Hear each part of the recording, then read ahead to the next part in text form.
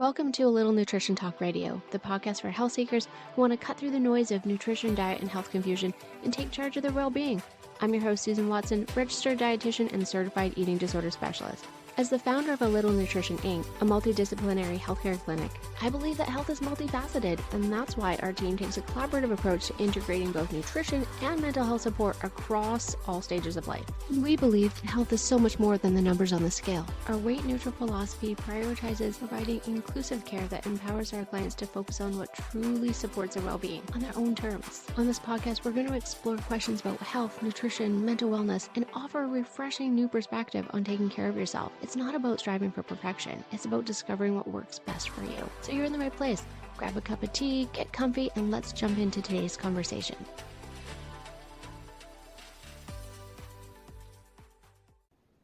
Welcome back to the podcast. If you've ever found yourself staring at your plate, wondering what you're about to eat is going to make you feel worse, or if you've slowly cut out more foods out of your life just in case, this episode is for you. Today, I'm talking with Wendy Bussey, a registered dietitian who's spent nearly 30 years helping people untangle the fear, confusion, and overwhelm that can come with food sensitivities. We're diving into what happens when food becomes something you fear instead of enjoy, and how to become reclaiming that peace with eating again. From real-life signs that your relationship with food might be out of balance, to the common reasons people get stuck in the loop of restriction and anxiety, Wendy shares insights and hope for anyone who's ever felt trapped in their symptoms. So let's get into it. Hi, Wendy. How are you doing? I am good. Thank you so much for inviting me to your podcast today. It's a real privilege. Oh, I'm so glad that you're able to come on and have this conversation. Why don't you start off by telling us a little bit about yourself and your practice and what you do, and then we can dive into our topic. Okay, thanks. And as you mentioned, I've been working in food sensitivity for a little over 30 years. I don't like saying that. It makes me sound so old, but that is the truth. And I've always been really drawn to what I call the gray area.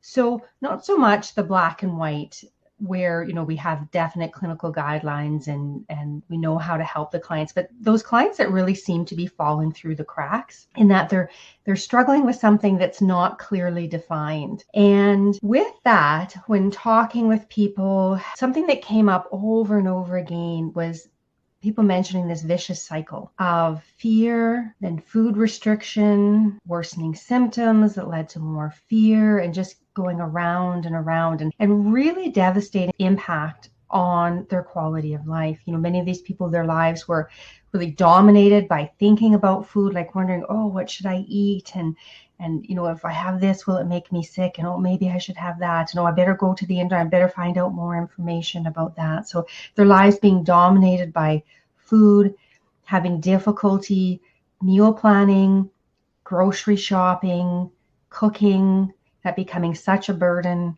often social isolation because they're avoiding eating out, or traveling because to try to explain and accommodate restrictions is so difficult. So a real, this vicious cycle having a very devastating impact on people's quality of life, and that understanding more about that cycle and then helping people to break out of it and get back to a good relationship with food really became a driving force for my career. That's very interesting. And it's so much more than just maybe a food allergy. When there's that food sensitivity, it really can start to impact one's life. And I feel like in our practice, we started to notice this when we were exploring helping people with food intolerances and food allergies, and noticed that it was more than just what to eat.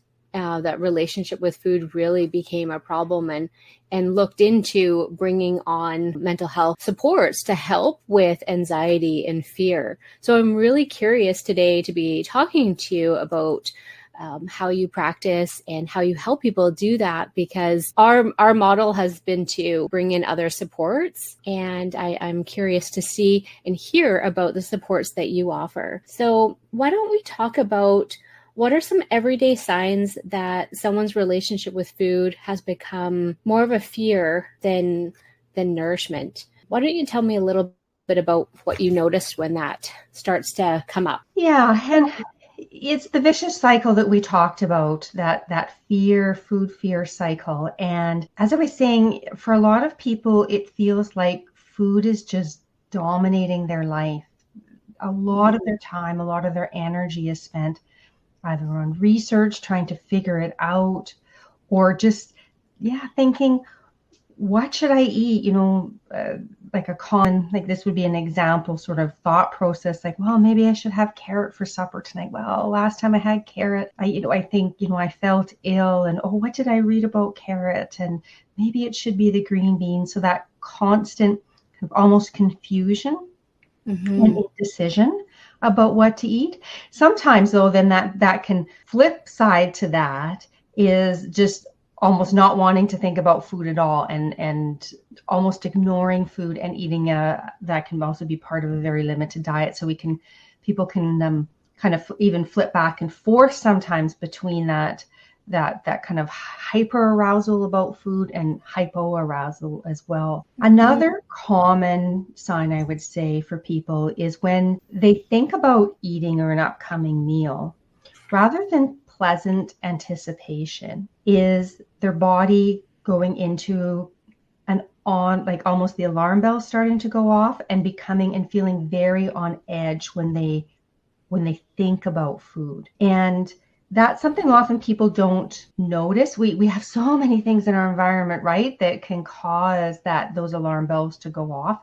Sometimes it's hard to pinpoint food, particularly especially because if food is a danger cue for you, then you're exposed to food all the time, right? Like just even not just your own food, other people are eating. There's ads about food. Like food is absolutely everywhere. So if that's a danger cue for you, then the alarm bells are going off all of the time. And then it can be hard to realize that one of those triggers for those alarm bells is food. So in summary, I would say that the biggest thing to watch for is just almost like, being on edge and just noticing, does food have an impact on that? And then, if your day seems to be consumed by thinking about food. And I want to kind of just ask this question that's, I didn't put on our list of questions, but I think is important. How can we really assess or understand maybe the difference between being afraid or worried about a food that's going to make us feel ill or uncomfortable or have a symptom versus what you're talking about, and it being more of maybe related to diet culture or disordered eating? Or are they kind of the same? I'm just curious. Yeah, that's a really good question. And I think it might not be an exact answer to what you're saying, but if we look at food sensitivities from a biopsychosocial perspective, one aspect of that social piece is the incredible fear-mongering we have about food in our media. Mm-hmm. You don't have to go far on the internet to see a website of, don't eat this, these common foods that are destroying your gut, that are causing inflammation, that are doing this. Those messages are everywhere, and they can have a tremendous impact. So say, for example, you heard or read something that said that yellow foods cause problems in big toes. And obviously that's just a kind of a silly fictitious thing, right? But that's what you read about. Okay, fine. That thought goes into your subconscious. And then let's say a little while later, your big toe starts to hurt. Your brain can pull out that association, go, I bet it's the yellow foods, right? So that all of that fear mongering has a tremendous impact on our subconscious relationship, both our conscious and subconscious relationship with food, which really can impact, what we're restricting. It can impact how we're reacting to those foods, etc. So that might not be an exact answer to what you'd said, but I hope that suffices. Well, what I'm hearing is that, I think almost everybody, mostly say North America, we're not hidden from it. It's everywhere. These messages show up in our everyday life, on media, in conversations, and we kind of learn these messages about food. And often I'll ask a client, like, well, where did you hear that piece of information that you're telling me about carrots, for example. And I'm like, I don't know. I just remember hearing it somewhere. And so I think it's important to assess that knowledge if we can, to even go like, where did that come from? Because there's just so much out there right now. Can you maybe describe what it feels like to be on edge around food? How does it show up in daily life for the people that you work with? And I would say if I can just take a step back, and because I would say feeling on edge around food is very similar to feeling on edge around any kind of a danger cue. So, and just as a little kind of explanation for what I'm talking about. So a conditioned danger cue is anything in our environment that our brain particular, especially at the subconscious level, associates with something that is dangerous. So that thing becomes a danger cue. And it's different for everybody, right? It's based on our experiences. And so for myself, one of my danger cues is pit bulls. I had a bad experience with a pit bull many years ago. You hear stories about pit bulls. So if I see a dog that looks like a pit bull, I avoid, I stay away. And if I am exposed, if I have to get close for whatever reason, is when we are exposed then to our danger cues, our body goes into fight or flight. I'm sure everybody listening is very familiar with those words. And that's our nervous system response to try to protect us. And it's both an emotional and a physical response. And so that physical response to it is what we often describe as, it feels like being on edge. And as I'd said just a few minutes ago, with food, it's a real challenging danger cue. Like I can avoid pit bulls fairly easily, right? So it doesn't have a major impact on my life. But certainly if your subconscious starts to associate food with illness, and then that food becomes a danger cue, and then food is everywhere, it's like you're continuously being bombarded by this danger cue. That makes sense. I like how you use the conditioned response. It makes it quite meaningful. You have created this program, or I guess model, around conditioned food avoidance and sensitivity trap, or the CFAST model. Can you tell us a little bit about that, and what might a typical day look like for someone who might be stuck in this CFAST cycle? Okay, so CFAST stands for Conditioned Food Avoidance and Sensitivity Trap. And so just a little bit of background is probably, 7-8 years ago or so, it started as the food fear cycle. And there were 3 points on it. And over the last several years, I have revised it many, many times, and it's nearing its final form. Although I always do updates every year. I do. There's one little update that I want to make to it.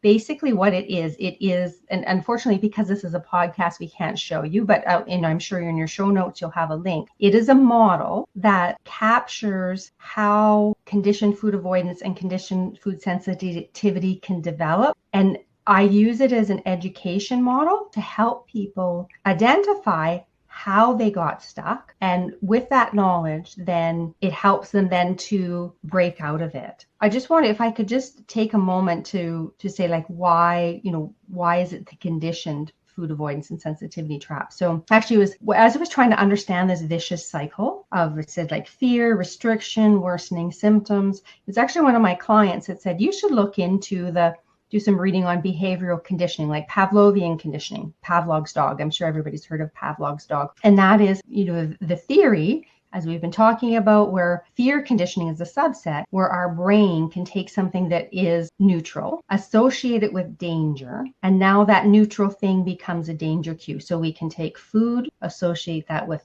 illness. Now food becomes a danger cue. That leads to what I call conditioned food avoidance. So we're avoiding food based on this food illness association. And then it can also lead to what I call a conditioned food sensitivity, where that hypervigilant nervous system actually, when that person consumes or even sometimes thinks about the danger, the food danger cue, then goes into that, the alarm bells go off. And as we said, that's a physical response. Like, that's not just thinking that you're feeling worse. Your body actually physically responds. And then that causes more symptoms, which just keeps that whole vicious cycle going around. That makes a lot of sense. And I think I would assume that the longer somebody stays in the cycle, the longer or the harder it is to maybe uncondition those responses. Yeah, I would agree. And it's not 100%, but I've had a lot of just email messages, and I'll give an example email just to illustrate it. And this individual had been diagnosed with a mast cell disease, and she went to joined some Facebook groups, and there was a lot of fear mongering about food. So she had stopped eating, but then about 2 weeks later, she ran into the free area of my website, and she sent me an email, said, "Thank you so much for that. I went out and enjoyed Sunday brunch." and I think so. I agree with you. I think when people sort of get trapped, kind of realize it, get out, it's not difficult. The longer somebody stays trapped, the more ingrained those associations between food and illness become. And it can take a little bit more work to start to reverse those. I wouldn't say reverse those associations, but make new associations with food. It still is definitely possible, but it's a bit of a longer process. And I'm certain that there's a very big level of, I guess, trust and mistrust within the body that needs to be healed to be able to kind of work on those conditioned responses, because they probably feel almost automatic. Yeah. Yeah, I absolutely agree. I talk a lot about rebuilding body and food trust, and those go hand in hand, because often what happens is, I think the food trust we've talked about a bit, like when you're reading all this negative stuff, you don't trust food anymore. But even so many people have been through the gamut of all the diagnoses, and maybe they've had food sensitivity testing and all of this, and then that changes our perception of our body, like from strong and healthy to weak and sick. Now, granted, there obviously are definitely conditions where a person is ill, right? I'm not denying, biological illness for sure, but it can, and what it is, like we said in the beginning, I talked about like the biopsychosocial model is, there's a definite biological piece, but then that can be made worse and expanded by the psychosocial piece, if that makes sense. And I wish I could show a graphic, because I have a graphic that shows, if you can imagine like a small circle, right? That you could say is the biological piece. And then as time goes on, it can expand, like sort of an outer layer of the whole psychosocial piece, which can, in some cases, significantly make the suffering much worse. So I also wanted to go back as well, if I could say, that we talked about food illness associations as being sort of talked about the brain making these associations that drive the conditioned food avoidance, drive the conditioned food sensitivities. That food illness association may be accurate. My model includes the fact that biological food sensitivities occur, right? So you could have a food illness association that is accurate, and avoiding that food is helpful. But there's often, for a lot of people, in addition to that, there's some inaccurate food illness associations, which are leading to excess avoidance. Well, I can think of a personal example around like lactose and dairy for me. Like I'm very sensitive to lactose, and sometimes I can just think about it and feel a little bit nauseated, and I'm certain that's like a conditioned response, but it's protective for me. It's telling my body like, hey, that doesn't agree with you. But that can lead into many other kind of avoidances as well, and trying to determine which ones are helpful and which ones are maybe not helpful, I'm sure is the work that we're talking about here. Yeah, and I like how you talk about that, like sorting out from the helpful for unhelpful, because unfortunately, I feel that in our industry, with psychologists as well, there's this push to label this type of food avoidance as an eating disorder. And Mm-hmm. as an eating disorder, it means that the restrictions are unwarranted, and that Mm-hmm. that the goal then is to reintroduce all food. But exactly as you have said, that's I don't again that's like, looking at the biopsychosocial, that's eliminating the bio. It's just looking at it as psychosocial. We need to have all of those pieces, and it becomes, as you said, sorting out what is helpful and working for you versus that which is just overly restricting your life and your joy and your love of food. Yes, it definitely gets complicated in the eating disorder recovery world, separating out those foods that are definitely not helpful for the body because of a sensitivity or a food allergy, and realizing that they don't need to be challenged versus, I guess, ones that are not necessarily a medical restriction. But that, I feel like, is a whole other conversation. Yeah. But it is something to kind of note. So this is just a question I want to bring up because it's something that I feel we see in our practice quite a lot. And that, someone might have an illness or something going on with their gut or how they're processing food, but it always seems to be that food is automatically blamed every time we don't feel well, versus let's do a top-down assessment of what's going on in the body. Like, why does food get blamed so fast when we don't feel well? Why is it always the first thing that gets blamed? Yeah, I that's an excellent question. And I think there's a lot of factors that go into it. One of them is that fear mongering in the media that we talked about. Is your subconscious absorbs all of the messages that you read. So just going back to that example of the yellow foods in the big toe, your subconscious kind of files that information somewhere. So often there's, several theories that a person has stored, negative theories about food.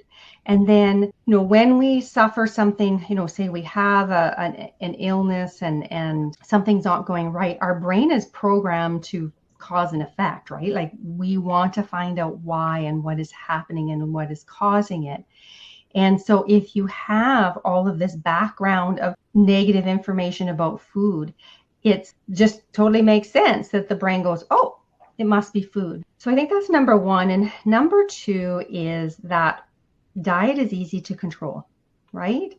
You think about, you can write down everything you eat, absolutely. You can keep a log of it, and you can, if your symptoms are, or your illness is food related, well, then you can go on to a restricted diet and you have complete control over what you eat. For a lot of people, they would like it to be food related because it's tangible, it's concrete, they can do something about it, as opposed to, let's say it's, hormones or chemicals in the body, or, things that might be breathed in through the air, or viruses or bacteria, or, all of these different things that we can't monitor it, and we really have very little control over it. So in summary, I think for a lot of people, they want it to be food. And third is, when we often restricted diets, we feel better. Mm-hmm. And so that then reinforces the idea that it's food related. But several research studies have shown that when people go onto a restricted diet, they feel better. So let's go back like an open study. And so an open study would be one where just, let's say, a whole group of people here's XYZ restricted diet, and most will feel better on it. But if it's placebo controlled, where they also have people going on to a different diet, they also feel better too. Mm-hmm. And so, very strong evidence that there is a strong placebo effect of restricted diets. And I don't know if this is what's happening. This is just my opinion. But what I think happens is that, when you're having medical uncertainty, there's a lot of anxiety around uncertainty. And I am one person, I do not like uncertainty myself. So anxiety around that, I get 100%. But then when there's something concrete that you can control, that control then just improves a sense of control, which leads to a improved wellness, and then just feeling better. And as I say, if people go onto a restricted diet, they feel better, then that reinforces, hey, food is really an issue for me. Now, there very well could be, like when that person goes onto a restricted diet, there very well could be a food sensitivity to which that they did improve, and there was a biological improvement. So I'm not denying the fact that we can't, there are biological food sensitivities, but often that can reinforce inaccurate association. So I think there's lots of other reasons, but I'd say those are the three main reasons that I've seen why there's that automatic blaming of food for illness or symptoms. Mm-hmm.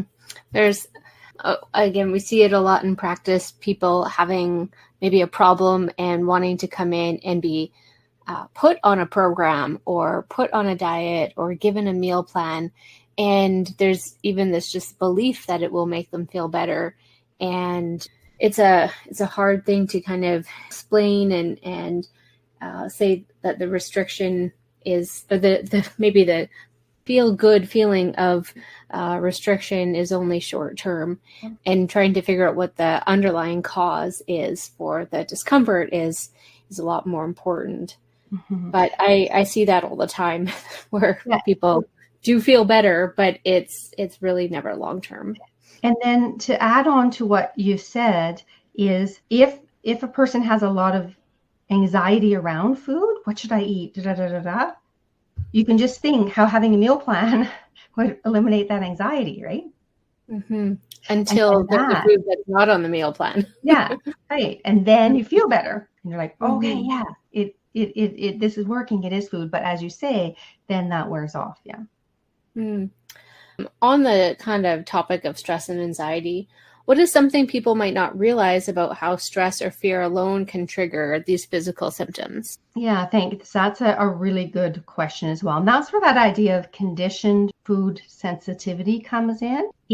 So if food becomes a danger cue, and then we eat or think about the food, that can trigger those alarm bells, which again have a physical impact on the body. And also there's more and more evidence coming out about the idea of our body being able to reproduce physical changes based on associations. And it's hard to say into words, but is it okay if I did a little visualization with your audience? So absolutely. Okay, so imagine, close your eyes, just take a couple of deep breaths. And imagine that you're in your kitchen standing at the counter, and there's a lemon on the counter. So just pick up that lemon, touch the smooth surface, just kind of feel that oblong shape of the lemon. And on your counter is a cutting board and a knife. So just place your lemon on the cutting board.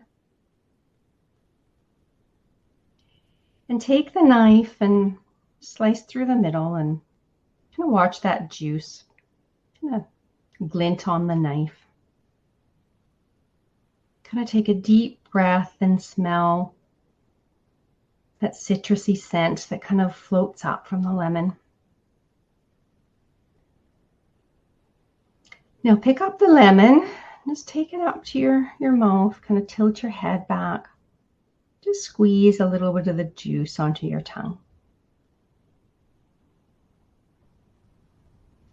So most people, when they go through this visualization, they salivate. Did you find that? A little bit, yeah. Yeah. You're not imagining saliva, right? You're not a lot of times people think, oh, a conditioned food sensitivity is imagining symptoms. In this visualization, you didn't imagine that there's more saliva in your mouth. You actually salivated. And so it's a good demonstration how when our body has a memory, so it has that association, it can actually reproduce the physiological changes based on that association. That is interesting. Very interesting. Yeah, so that can happen with fear. Like if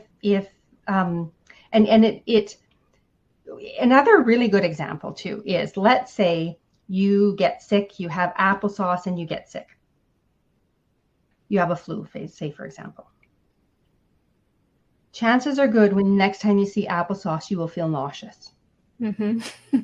Right? That's normal. Like we all have experienced that. So that's actually like, like a conditioned taste aversion. So it, like what we're talking about with conditioned food sensitivity isn't a weird thing. It's not a psychological disease. It is something that is innate in our brains. It's part of how our brains work. I can think of a time when I was going into labor. I was going to have a meal right before we go to the hospital, and I'm not going to say what the meal is because it's too graphic, but it didn't last with me when I went into labor, and I cannot think or look at that food still. It's 12 years later. Very much a conditioned response. It makes sense.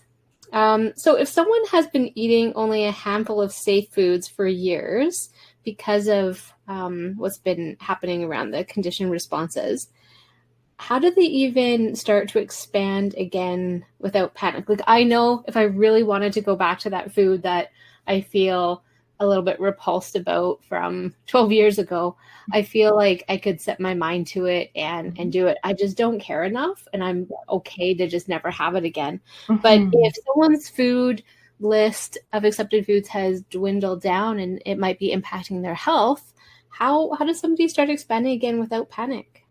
So I see it in two phases, and this is how I work with clients. Is the first step really is rebuilding that food and body trust. When people jump into reintroducing food and they're still stuck in that mindset, we talked about that blame between food and illness, and they're still stuck in that mindset.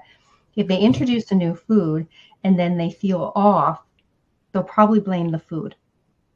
And that then it reinforces that food sensitivity.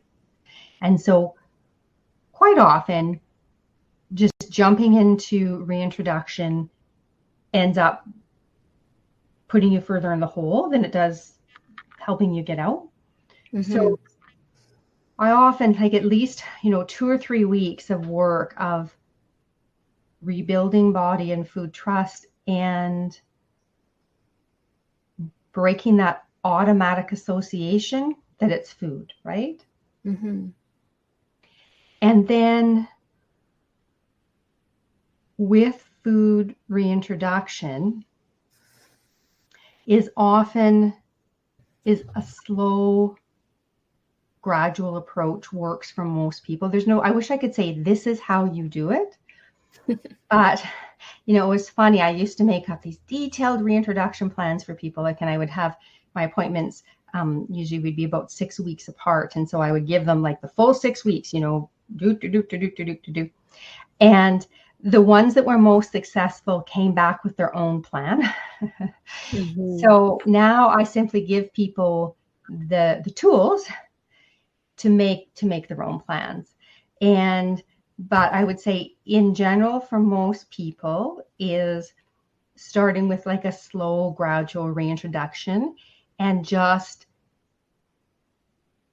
sitting with the discomfort. Because if you've been on a really restricted diet and you start to reintroduce food, chances are good you will not feel well for a while because your body hasn't been processing it. That doesn't mean you have a sensitivity to that food. It's just the body hasn't been processing those foods. So if somebody restricts for another reason, like let's say they're even let's say, off on a hike for, a year or something like that, right? And they have a limited number, they're eating gorp for a year or whatever, right?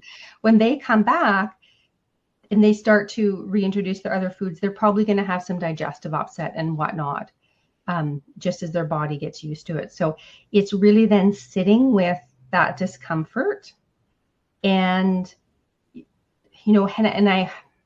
and part of, like when I talked about step one, part of that step is sort of learning to take a bit of a step back from it.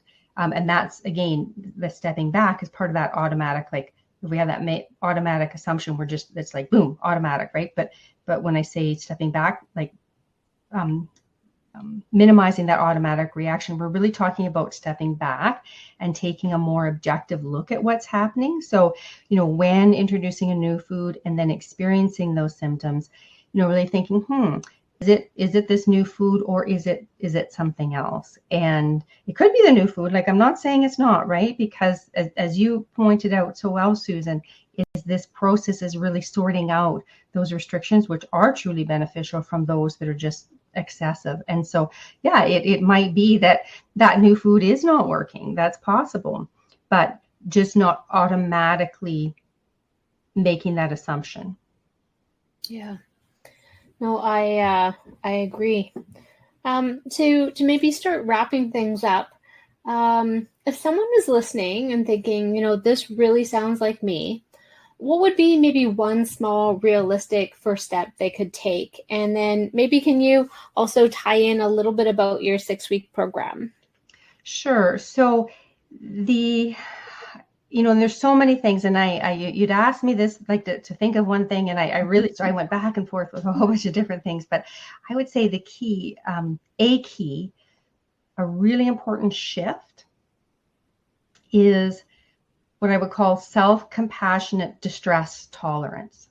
And that's exactly what we talked about with the food reintroduction, but especially when a person feels ill, right? Because typically what happens is we start to feel ill. That alone, those sensations, sets off alarm bells, and that can lead to a whole flurry of thoughts like, oh, how what's going to happen? Am I going to be able to go to the meeting later? How am I going to feel tonight? Oh, why is this happening?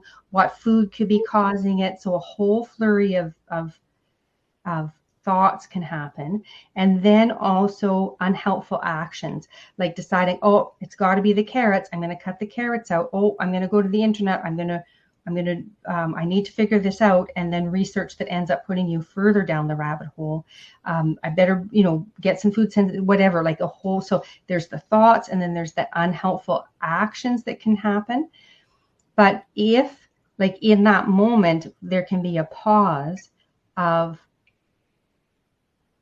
distress tolerance. Okay, this sucks. And I'm not saying like, oh yeah, no, this isn't bad. It's good. Yeah. No, I'm okay. Like, I'm not talking positive thinking, right? But just saying, yeah, this sucks and I hate this. I don't like it, but it's here. And more bringing that whole somatic experiencing, which is a whole nother topic, but that bringing the attention to what's actually happening versus away from what's happening in the brain, right? All of the thoughts. And then bringing in that self-compassion with some self-care, like deep, gentle breathing. Now, deep, gentle breathing isn't going to make the symptoms go away probably, but it's going to help them from escalating, because again, part of this whole flurry that I talked about with the thoughts and the unhelpful actions is, as all of that's going on, symptoms are, going from a 3 to a 10 kind of thing. So it's probably that breathing isn't going to, take away it, but it can help really minimize that 3 to 10. So just bringing in that self-care. And there's a saying that is coming to my mind, but I can't quite something. Do you have the patience to let the mud settle and then take helpful action? I think something like that. Don't quote me, but just to let it settle. Like, that shift alone can be wonders. And I think talking about that isn't just food sensitivity, right? It's actually, I don't myself have any food sensitivities, yet developing this program has made an enormous difference in my life, right? Because I've applied it to it's like a lot of it is based on my personal experience, even though I don't have food sensitivities, right? Because this is much bigger than just food sensitivities, like that, that ability to pause for a little bit before reacting is our whole life, right? Mm-hmm. So yeah, if I could cap, that would be one of, if I could give, and having said that, like you said, one realistic, like self-compassionate distress tolerance is fairly easy to understand. A challenge to put into practice consistently, right? And myself, as I'm 57, with every year, get a little bit better, but I'm sure I'm till my dying days I will be working on it, right? Like it's not a just, oh yeah, okay, I'll do that, boom, I'm done. Like it's definitely a journey. Okay, so that's me rambling. The other part was the 6-week course. So I have a course called Soften Food Sensitivity Fear. So it is an online program, and how I developed it is when I would talk with clients, and there would be like those little gold nuggets, like just, well, think about it from this perspective. And sometimes it wasn't just what I said, it was what the client said, right? And it was like, oh, yeah. And then after each of those, when I would see clients, then I would write out those gold nuggets, and all those gold nuggets eventually became the what is the course, right? And so my participants go through the 6-week course, and then we also have a group forum, and it's like a private within the website, so that people can share what's happening, and then also realize what's happening for other people. And that is the number one positive comment about the course is feeling a part of a community and realizing I'm not alone. A lot of people, and these are the clients' words, not mine. I don't feel crazy anymore is one of the most common comments that people make, and I think that comes from that group dynamics, and realizing that a lot of other people are going through the same thing. Yeah, so that's the 6-week course, and then people have, and it's not to say after the 6 weeks that's the end of the journey. There's often it produces that foundation to continue, for weeks, maybe months, reintroducing food, but it provides that foundation on how to go about it and that confidence to do that. And then people have continued access to the resources for an additional 6 weeks, and then they can continue access if they want, but they really don't need it, because once you have that foundation, you've got it, right? You don't need to be continuously going back to it. And I start a new group on the first day of each month. And if people, when they sign up, they get immediate access to the bonus resources and to the week one, so that they can, and week one is the self-compassion strategies. And so they can get started as soon as they sign up. Well, excellent. This is very, very helpful, because I know we see a lot of people with these food sensitivities and then limited pattern of eating that's developed because of it. And if people want to learn more about your program, where would they go? Well, my website is Fast Freedom Program, and then under client programs, can't remember the exact word. Yeah, client programs is Soften Food Sensitivity Fear, so they can find it there. And then my contact information is on the website. And also I'll do for your listeners a 20% coupon code, which and you'll have that then in the show notes as well. Oh, excellent. That's great to hear. So yeah, I'll put all of the links and resources to your website and to your program in our show notes below. And if they want to reach out to you, they can do so. But this has been really helpful. I really appreciate you hopping on the call. So thank you very much. And for everyone that's listening, we'll see you in the next episode. Yeah, and thank you so much for this opportunity. I really appreciate it. You're welcome. Take care. Bye-bye. Bye. Thanks for joining me on A Little Nutrition Talk Radio. I hope today's conversations left you feeling informed, empowered, and ready to approach your health with confidence and self-compassion. If you enjoyed this episode, be sure to subscribe so you never miss an update. And if you found value in our discussion, I'd love for you to leave a review. It helps others find the show and join in on these important conversations. For more support and resources, visit A Little Nutrition Inc. online at www.alittlenutrition.com. You can also follow us on social media for more insights on intuitive eating, mental wellness, and evidence and lived experience-based healthcare. Until next time, take care, be kind to yourself, and remember, your health journey is yours to define. See you in the next episode.